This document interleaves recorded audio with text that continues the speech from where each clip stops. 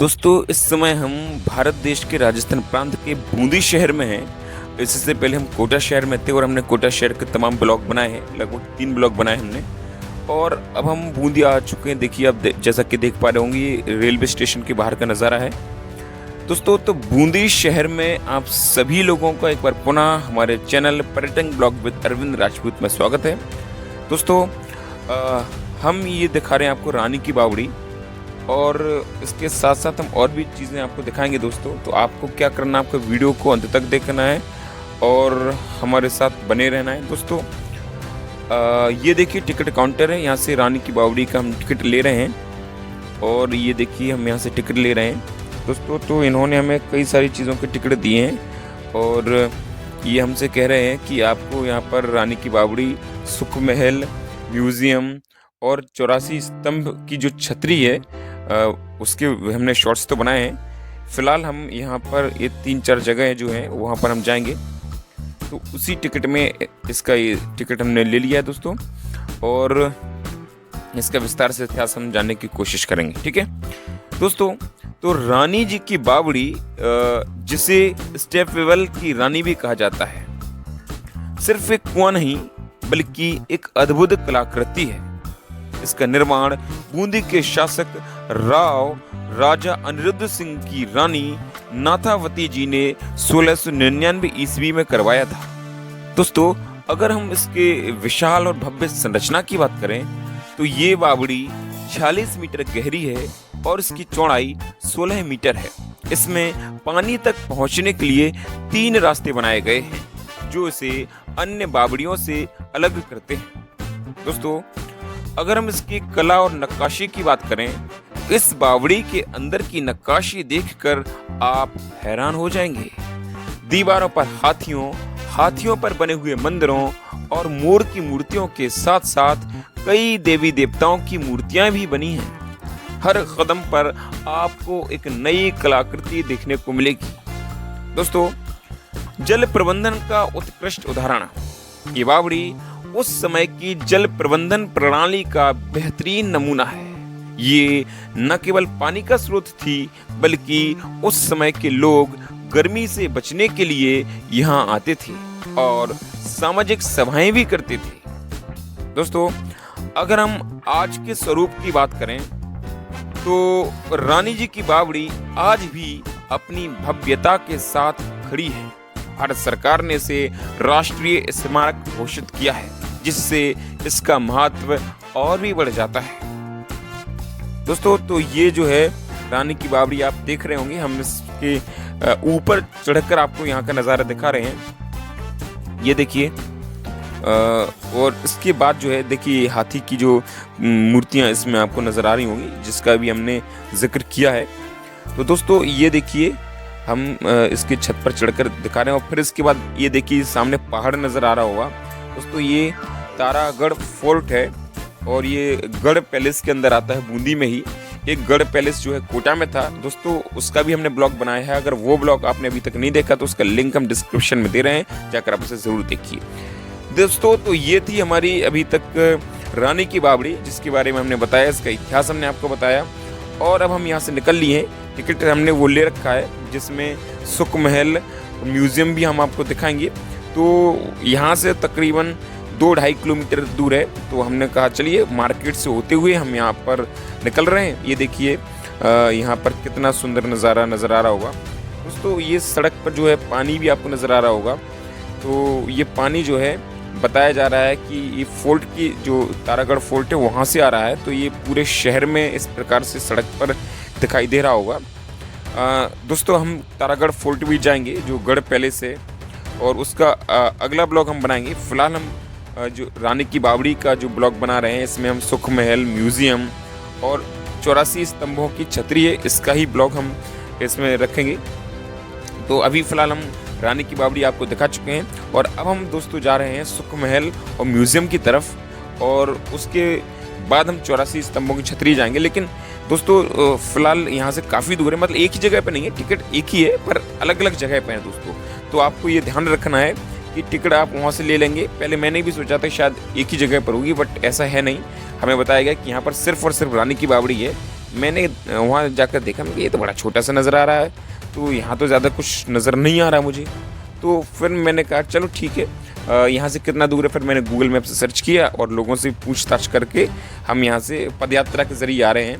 मैंने सोचा थोड़ा शहर भी घूम लेंगे और यहाँ की जो शहर की जो एक कहते हैं ना जो अद्भुत नज़ारा होता है, जो संरचना बोलें या जो भी वहाँ का माहौल होता है, वो सब कुछ देखने को मिलता है। तो हमने कहा चलो एक दिन ही तो हमें रहना है, तो एक दिन में सब कुछ कवर करना है, तो यहाँ पर हम चल लेते हैं।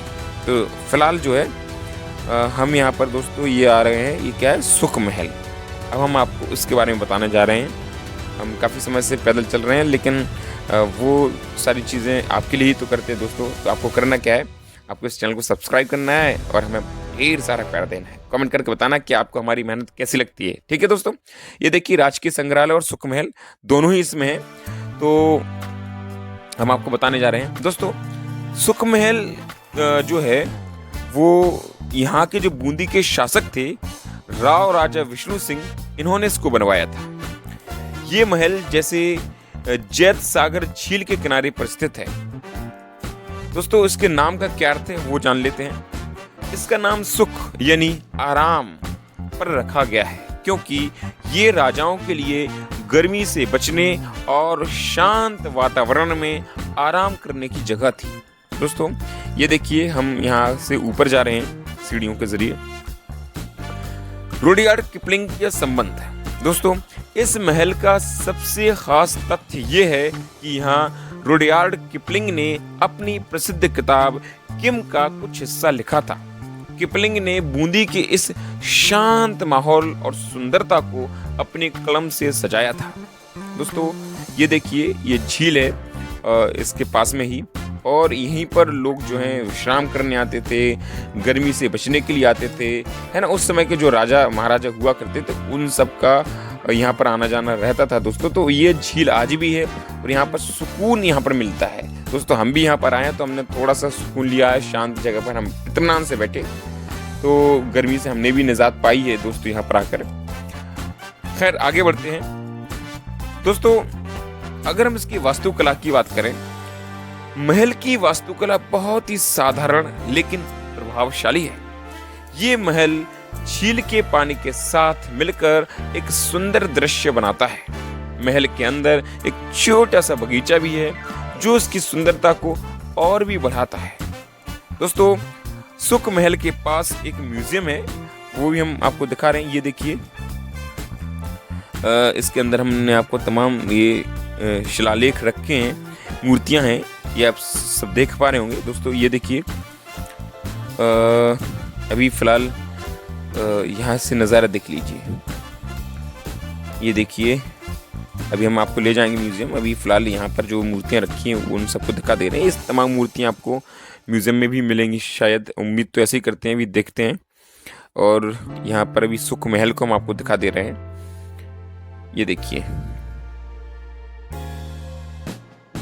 यहाँ का नज़ारा देखिए दोस्तों, है ना।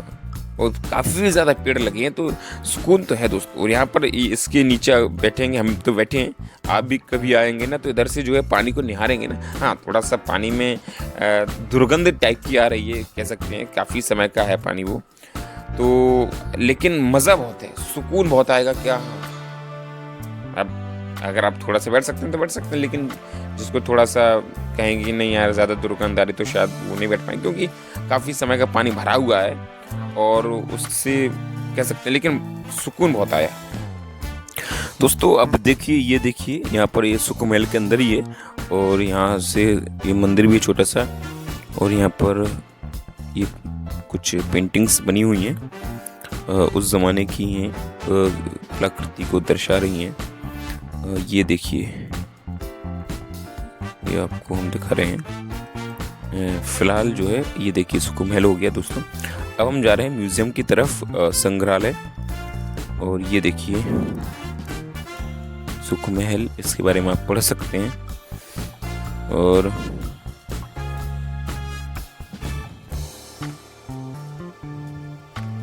ये देखिए हम आगे बढ़ रहे हैं, यहाँ पर सीढ़ियों से भी आप यहाँ से नज़ारा देख सकते हैं। तो ये वाकई में सुकून वाला अनुभव होता था दोस्तों यहाँ, और मुझे तो मज़ा आया, बहुत अच्छा जगह है।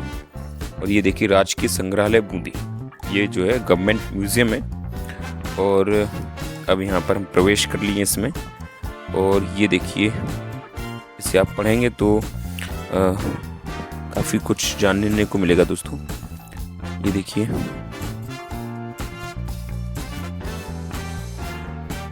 चतुर्हस्ताग्नि, ये देखिए ऋषिकेश, अनल वसु है ना, ये देखिए उमा महेश्वर, ये देखिए पार्वती जी, ये देखिए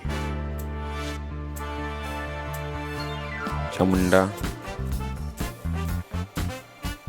कुबेर जी, दिक्पाल कुबेर हैं, दिक्पाल। ये देखिए, ये दोस्तों हम जितने भी म्यूज़ियम में जाते हैं और वहाँ पर ये जितनी भी मूर्तियाँ दिखाते हैं, उसमें आप दो ही चीज़ों पर गौर करना, एक तो प्राप्ति का स्थान और प्राप्ति का समय। ये दो चीज़ें ज़रूरी होती जानना, किस शताब्दी की हैं ये, कब मिली हैं, किस जगह से मिली हैं, ये सब कुछ हमें जानना बेहद आवश्यक है। तो दोस्तों तो एक ये छोटा सा म्यूज़ियम है, लेकिन ये महत्वपूर्ण संग्रहालय है जो बूंदी के इतिहास को दर्शाता है। दोस्तों इस संग्रहालय में बूंदी के इतिहास से जुड़ी कई सारी चीज़ें हैं, जैसे पुराने हथियार, राजाओं की पोशाकें और बूंदी स्कूल ऑफ पेंटिंग की कुछ दुर्लभ कलाकृतियाँ। दोस्तों ये कला का प्रदर्शन है, आप देख रहे होंगे, ये देखिए है ना, ये आप जितनी भी मूर्तियाँ आप देख रहे होंगे। दोस्तों ये संग्रहालय बूंदी की कला और संस्कृति को समझने का एक शानदार तरीका है। यहाँ आप बूंदी की पारंपरिक पेंटिंग्स देख सकते हैं जो अपनी बारीक काम और प्राकृतिक रंगों के लिए जानी जाती है। ये देखिए और भी तमाम प्रतिमाएं हैं दोस्तों, और हम आपको दिखा रहे हैं। देखिए स्थानक सूर्य, ये सूर्य देवता हैं। स्थानक सुंदरी, ये देखिए शेषशाही विष्णु जी हैं। ये तमाम पेंटिंग्स हैं जिन पेंटिंग्स का अभी हमने जिक्र किया है। ये देखिए ये सब कुछ आप इत्मीनान से पढ़ सकते हैं, आप पॉज करेंगे तो आप इत्मीनान से देख सकते हैं। और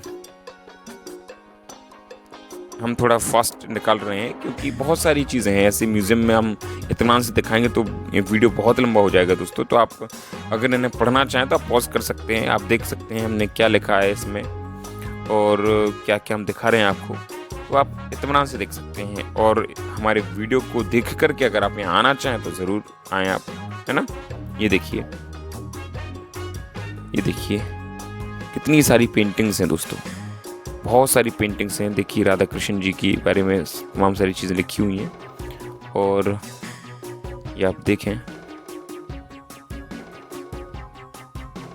ये देखिए बहुत सारी पेंटिंग्स आपको नज़र आ रही होंगी, है ना। ये भवन के बाहर का नज़ारा है, ये राधा जी क्या करती थी, है ना, कैसे वो विहार करती थी, कैसे वो अपना समय व्यतीत करती थी, सब कुछ इन पेंटिंग्स के ज़रिए बताया जा रहा है दोस्तों। ये देखिए भगवान कृष्ण और राधा जी के प्रेम प्रसंग को भी यहाँ पर बताया गया है ना। तो ये तमाम सारी चीज़ें हैं। ये देखिए अभी हथियार हैं, आपके उपकरण हैं, और ये कौन कौन से उपकरण हैं, कहाँ से मिले हैं, तमाम सारी चीज़ें इसमें लिखी हुई हैं। ये देख पा रहे होंगे दोस्तों। ये देखिए ये प्रागैतिहासिक काल की हैं, है ना। ये देखिए तीर और तुक्के, ये देखिए ये तलवारें हैं, देखिए तलवारें सारी, सब तलवारें हैं। ये क्या है, कटार व छुरी, ये देखिए ये तमाम तलवारें हैं दोस्तों। वैसे तो इस प्रकार के हथियार हमने कई सारे म्यूज़ियम्स के हमने ब्लॉग बनाए हैं और उनमें दिखाया है, तो इनके बारे में आप ज़्यादा कुछ हम बताएंगे नहीं, आप सिर्फ देखिए इन सबको, और किस समय की कैसी हुआ करती थी वो सब कुछ आपको यहाँ पर देखने को मिल ही जाएगा। ये देखिए बंदूकें हैं, ये कुछ है ना भाले हैं, ये सब भाले देखिए। अब आप ये देखिए, अभी आपकी ये दोस्तों ये तमाम मूर्तियाँ थी और हमने हथियार दिखाए, पेंटिंग्स दिखाई। तो म्यूज़ियम ज़्यादा बड़ा नहीं है दोस्तों, ये बूंदी का छोटा सा म्यूज़ियम है, लेकिन एक जिस समय पर ये मिली हैं और कहाँ से मिली हैं सब कुछ यहाँ पर वर्णन किया गया है दोस्तों। तो ये छोटा सा म्यूज़ियम था और अब हम यहाँ पर ये दिखा रहे पानी जो भरा हुआ आपको नज़र आ रहा था, झीलना भी देखिए इसका प्रवाह हो रहा है, तीव्र मात्रा में हो रहा है। और इस देखिए ये यहाँ पर नज़ारा आ रहा है, इसका आपको आवाज़ भी आ रही होगी। तो यहाँ का हम आपको नज़ारा दिखाई दे रहे हैं दोस्तों। ये पुल भी है छोटा सा और यहाँ से पहाड़ भी नज़र आ रहा होगा। तो दोस्तों अब हम यहाँ से आगे बढ़ चलें और हम आपको दिखाने जा रहे हैं 84 स्तंभों की छतरी दोस्तों। तो इसके बारे में हम जान लेते हैं। ये देखिए 80 फुट पिलर्ड सनटोफ, ये देखिए अब यहाँ पर संरक्षित स्मारक है। तो इसके विषय में जो है पुरातत्व विभाग पहले से ही लगा देता अपनी तरफ से बोर्ड, और इस स्मारक को कोई भी क्षति नहीं होनी चाहिए, कोई भी हानि नहीं होनी चाहिए और संभाल के रखना ये हमारा परम कर्तव्य है, दायित्व है। तो एक आदर्श नागरिक होने का फर्ज हम निभा ही रहे हैं, तो आप सभी को ये निभाना है। जब कभी भी आप यहाँ पर आए तो इसको गंदा नहीं रखना, स्वच्छ रखना और कोई भी क्षति नहीं पहुँचाना है ना दोस्तों। फिलहाल हम जो है ऊपर की तरफ बढ़ चले हैं दोस्तों। इसके इतिहास को जानने की कोशिश करते हैं कि ये छतरी जो है बूंदी के राजा अनिरुद्ध सिंह ने अपने प्रिय धा भाई देवा की याद में 1683 ईस्वी में बनवाई थी दोस्तों। हमने शॉर्ट्स के जरिए बताया है कि धा भाई कौन होता है और ये देवा जो है वो धा भाई कैसी हुई है ना। वो आपने देखे भी होंगे और नहीं देखे तो हम आपको एक बार फिर से बता देते हैं। धा भाई यानी कि जो धाय माँ से पैदा होता है, धाय माँ यानी कि दासी माँ जो उनकी परवरिश करता है ना। तो ये दासी माँ के जो पुत्र हैं जिनका नाम देवा है, उनकी याद में 1683 ईस्वी में बनवाया था दोस्तों। इस छतरी का नाम इसके 84 खंभों की वजह से पड़ा है। अगर हम इसके स्थापत्य कला की बात करें, ये छतरी एक ऊंचे चबूतरे पर बनी है और इसमें 2 मंजिलें हैं। पहली मंजिल पर 84 खंभे हैं, जबकि दूसरी मंजिल पर एक गुंबद और कई सारी मूर्तियां हैं दोस्तों। अगर हम इसकी नक्काशी की बात करें तो छतरी के हर खंभे पर बारीक नक्काशी की गई है, जिसमें जानवरों, पक्षियों और धार्मिक प्रतीकों को दर्शाया गया है। ये नक्काशी उस समय के कलाकारों की कला का एक अद्भुत उदाहरण है दोस्तों। अगर हम इसके धार्मिक महत्व की बात करें, ये देखिए छतरी के अंदर भगवान शिव की मूर्ति भी है, जो इसे और भी महत्वपूर्ण बनाती है दोस्तों। ये छतरी स्थापत्य कला और इतिहास का एक शानदार मिश्रण है दोस्तों। ये देखिए आप यहाँ पर देख पा रहे होंगे, ये देख लीजिए ये पेंटिंग्स है और हमने आपको बताया यहाँ पर मूर्ति जो है लगी हुई है और ये 84 खंबे आपको नज़र आ रहे होंगे, है ना। तो ये 84 खंबे जो हैं वो अनिरुद्ध सिंह हाड़ा जी जो हैं इन्होंने अपने धाभाई देवा के लिए बनवाए थे। तो आप ये 84 खंभों को देख पा रहे होंगे। ये दूसरी मंजिल है, ये सीढ़ियों के जरिए आप देखिए, ये देखिए इसके बारे में भी हमने आपको अभी बताया। तो जो है ये देखिए यहाँ से नज़ारा कितना खूबसूरत लग रहा है दोस्तों।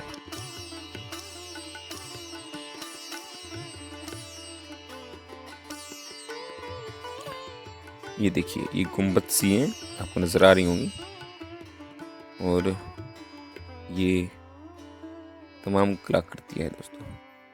ये आपने देख लिया होगा दोस्तों। और अब हम यहाँ से आगे बढ़ेंगे दोस्तों। फिलहाल एक बार और आपको चारों ओर से नज़ारा दिखा दें, घुमा के दिखा देते हैं।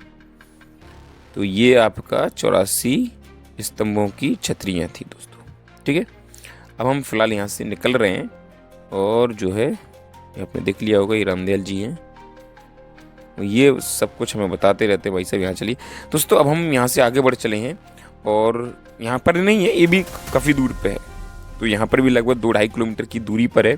तो यहाँ पर आप कैसे भी आइए, आपका अपना वाहन हो तो आप वैसे भी आ सकते हैं, और कुछ पैदल चलना चाहें पैदल। अगर आप घूमने के शौकीन है तो आप पैदल ज़रूर चलें दोस्तों। मैं समझता हूँ एक तो सेहत अच्छी रहती है, दूसरी चीज़ आपको बहुत कुछ ग्राउंड लेवल पर मालूम चलता है।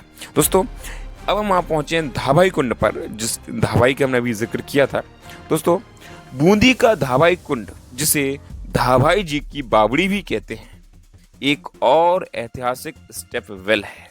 इसका निर्माण भी बूंदी के शासकों ने ही करवाया था। दोस्तों अगर हम इसकी कला और संरचना की बात करें तो ये कुंड अपनी जटिल सीढ़ियों और कलात्मक मेहराबों के लिए जाना जाता है। इस कुंड में भी रानी जी की बावड़ी की तरह पानी तक पहुंचने के लिए एक सुंदर और विस्तृत रास्ता है। दोस्तों अगर हम आज के स्वरूप की बात करें तो ये कुंड आज भी अच्छी स्थिति में है, और ये बूंदी की समृद्ध जल प्रबंधन विरासत का एक महत्वपूर्ण हिस्सा है।